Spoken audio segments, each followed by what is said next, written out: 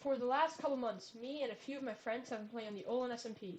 Today I'm going to do a world tour and showcase some of the builds I'm most proud of. In this tour, I'm going to start with the oldest builds and work my way to the newest, which is why I'm here, in the starter base, the first build of the server. This base is built out of the side of a mountain, so the mobs can't get to it. It's very simplistic, and it's got everything you need at the beginning of the game. Right after I finished the starter base, I got to work digging out this area. It is exactly one map, 128 by 120 blocks, and I dug it out with iron tools. I've since begun filling it with iron blocks and beacons for lighting. As soon as I finished flattening out this area, the first farm I made was a villager breeder, which was right there. It has since broken, so I took it down and made a new one right here. This design is by LogicGeekBoy, and it works very well. The way it works is there's one farmer villager and one normal villager. The farmer villager harvests the crops and divides it equally between the farmer villager and the normal villager, who then breed, make a baby villager who wants to jump into the beds, thinks it can get to the beds, falls into the water, and is pushed over to here. Since only an adult villager will touch this water, baby villagers will stay here until they grow up, and once they grow up, they'll be transferred into this area right here. Once they're here, I press this button, a minecart will pick them up and bring them right here. Once I finish the villager breeder, I use the villagers to build this iron farm. It is similar to TangoTek's Season 7 iron farm and produces about 1 stack of iron per minute, or 1 iron a second.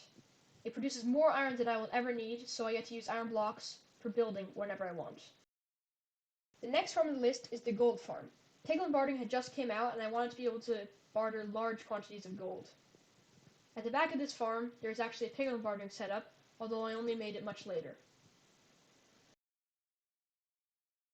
To use this gold farm, you just stand in the middle, anger one pigman, and they will all come running. Then, you swing at them with the looting sword, and gather the gold and XP. I actually went to the end very late in this world. The main reason I did go to the end is because I was dying so many times from falling off this gold farm, so I really wanted an elytra.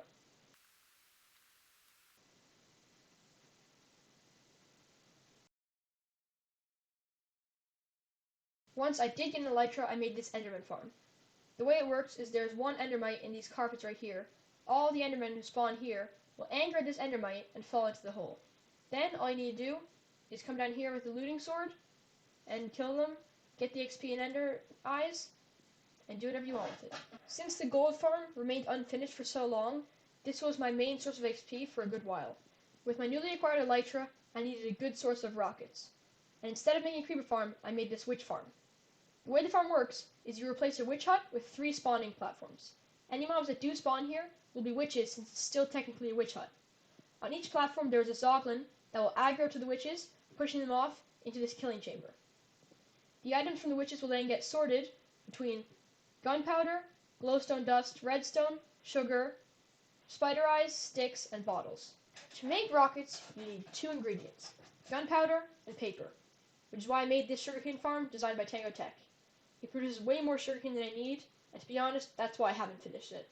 This farm is by far the largest project I've done so far on the server. It's a wither skeleton farm. The way it works is you stand up here above the nether roof. Wither skeletons will spawn down here below the nether roof in this farm. They will aggro to the pigmen, fall into the chute, and go through the portal. Once they are through the portal, they will enter this contraption right here, which will push them up into this chute, across, and down into this portal. Once they are in this portal, they will fall through here into the killing chamber. I also have an automatic wither boss killer that kills 4,500 withers per hour, and a massive storage system and a huge villager breeder. But that's for another video.